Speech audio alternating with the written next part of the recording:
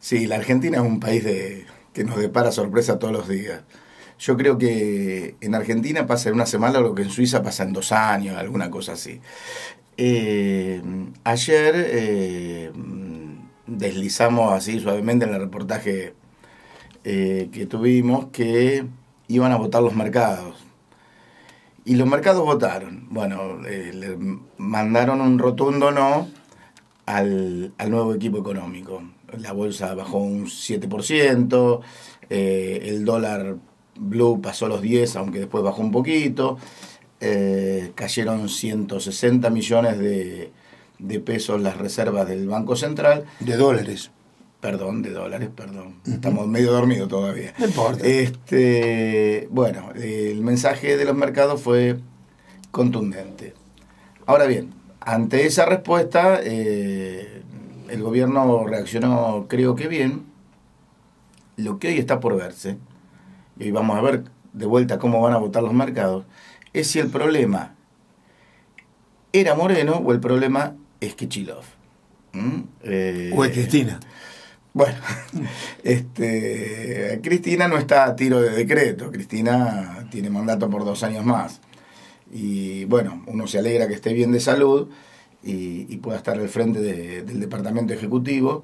Y también me parece bien que para cuidar su salud, de paso, uno de los males creo de este gobierno era el modo de la toma de decisiones, que todo estaba centralizado. Este problema de salud de la presidenta va a obligar a delegar un poco. Y bueno, si sus delegados más o menos aciertan en las medidas económicas, porque más allá de los nombres, el problema son las medidas que tome. Creo que no va a cambiar mucho. De hecho, si bien yo no estoy de acuerdo con el desdoblamiento cambiario por principio, en esta situación en especial era una de las soluciones a tomar, y Kicillof, que tenía esa propuesta, me parece que ya le dijeron que no, que se arregle con cupo, digamos. Todo ya le dijeron que no es una decisión propia, ¿no? Claro, que me daría la impresión. Eso es lo que uno percibe de lo que cuentan los medios especializados en el rubro en Buenos Aires. Y bueno, y vamos a ver cómo reaccionan los mercados hoy. Yo lo escuchaba en su editorial hoy a la mañana, Rubén Darío, que al margen de que fuera chico y fuera un mercado especulativo, quiero hacer alguna mención al respecto. O dejar una reflexión o una enseñanza, si se quiere. Un especulador financiero es alguien que compra cuando algo está barato y vende cuando está caro. Sí, si no, claro, no ganaría dinero, si no, no sería especulador, digamos. Seguro, si seguro. no, perdería dinero. Bueno, entonces, si un especulador financiero compra cuando algo está barato, ayudando a subir el precio, porque cuando uno empieza a demandar más, los precios suben. Si vende cuando está caro, entonces los precios bajan. Entonces los especuladores financieros no son desestabilizadores de la economía, muy por el contrario, son estabilizadores y casi que le diría que hasta necesarios. Kicillof, que algunos, él dice a sí mismo keynesiano, Keynes era un especulador financiero. Y si en verdad es marxista y no keynesiano, como muchos otros escriben, Marx, antes de escribir El Capital, su gran contribución económica, que también que hizo, fue especulador en la Bolsa de Londres. O sea que no le podemos echar la culpa a la especulación financiera de nuestros problemas. Y fundamentalmente creo que están enfocados en un problema monetario, y creo que el problema que tiene la Argentina tiene un problema fiscal, tiene un déficit fiscal grande, y como ya hablamos en reportajes anteriores, usted tiene 3 maneras de financiar un déficit. O se endeuda, o cosa que no nos presta nadie, o paga con reservas que tiene un límite, o emite dinero. Y si emite dinero, genera inflación. Y ahí está la raíz del problema que estamos teniendo los argentinos. Es decir, sí, o se ajusta el gasto público o estamos en el horno de cualquier manera. Bueno, no, si no, seguiremos conviviendo con índices de inflación altos, digamos. Claro, pero lo que pasa es que si tenemos que seguir perdiendo 100 millones de dólares todos los días, o 160 como ayer, era un poco lo que hablábamos ayer, llegamos con reservas hasta fin del año que viene, o menos.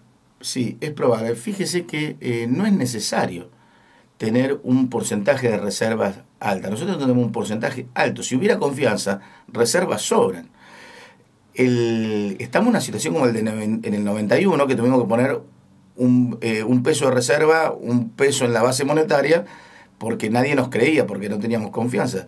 Pero países como Australia tienen el 3% de reserva respecto al circulante, bueno, Estados Unidos el 1%, pero claro, le tienen confianza. Si el equipo económico acertara con algunas medidas, no sería tanto el problema de las reservas. El problema es que de alguna u otra manera los argentinos, como no le tienen confianza al gobierno, buscan como reserva de valor en la moneda extranjera, que es una moneda dura, que uno sabe que alguna vez, o sea, que no pierde su valor, sus ahorros, y bueno, al volcarse la gente a las monedas extranjeras, al dólar y ahora al euro, bueno, es como así, goteando día a día, y además pagando la deuda externa que tomamos todos los argentinos, es como se van reduciendo las reservas. Pero si el gobierno inspira confianza, y además deja jugar libremente la economía, y la economía puede empezar a exportar más, también obviamente vamos a importar más, empieza a funcionar, rápidamente se revierte y dejaría de ser un problema. En el número que está no es un problema, el problema es la falta de confianza, más que nada. Pero además, volviendo al tema de las reservas y del respaldo, hoy hay respaldo solo para el 50% de la cantidad de billetes circulantes. Pero es muchísimo, aunque usted no lo crea. Pero la mitad de los papeles, si yo tengo 2 billetes de 100 pesos en el bolsillo, uno de ellos no tiene respaldo. Sí, hay países que tienen un respaldo de 1 cada 100, digamos, y funcionan así, digamos. El tema es la credibilidad. La credibilidad, sí, fundamentalmente. Fundamentalmente la credibilidad, o sea, esto con algunas medidas económicas y con un gabinete económico que inspire confianza en la gente, no sería demasiado problema. Sí, además hay que tener en cuenta una cosa. Lo que usted dice es cierto hasta cierto punto. En realidad la cantidad de reservas en el Banco Central es menor. Sí, claro. Hay muchos que hay vales que como que le prestaron al Tesoro, al ANSES, a otro organismo del Estado, y eso es como figura un papelito que esa plata que tendría que estar en el Banco Central está en otro lado, que no es, tal vez no sea de fácil retorno de un día para otro. Si el Banco Central necesita ese dinero, yo no sé si a los organismos estatales que se les prestó por emergencias económicas lo pueden reponer fácilmente tanta cantidad de dinero. En realidad la cantidad de reserva es menor, no son 32.000 millones de dólares, sino algún 22.000 millones. Claro, pero además hay 10.000 millones que son encaje de los bancos. 12.000 millones. Sí, que, bueno, eso sí están, eso lo deben dejar en el Banco Central. Pero no se pueden disponer, porque no son del Banco Central, son de los bancos. Y además hay un compromiso de deuda del año que viene del orden de 10.000 millones, con lo cual seguimos achicando. Bueno, ahora, Gustavo, se supone que alguna gestión para... Claro, para eso. Una reserva, algo van a hacer. Por favor. Algo van a hacer. Bueno, Gustavo, yo lo que me pregunto es, nosotros seguimos perdiendo porque evidentemente la balanza, y usted lo dijo de alguna manera, acá hay un problema de gasto público, déficit fiscal, como quiera llamarlo, desde donde lo quiera mirar. Si esto no se corrige, el balde se termina, ¿eh? Bueno, esa es una de las recomendaciones de política económica. Lo único que visualiza también uno es que este gobierno difícilmente lo haga, digamos. ¿Y entonces? Y bueno, van a ir racionando por cupo y van a ir tirando 2 años y le dejarán el problema al próximo gobierno. Esa es la impresión que da. Claro, hay un pensamiento en eso. Ahora, en vez de doblamiento cambiario, van a poner cupo,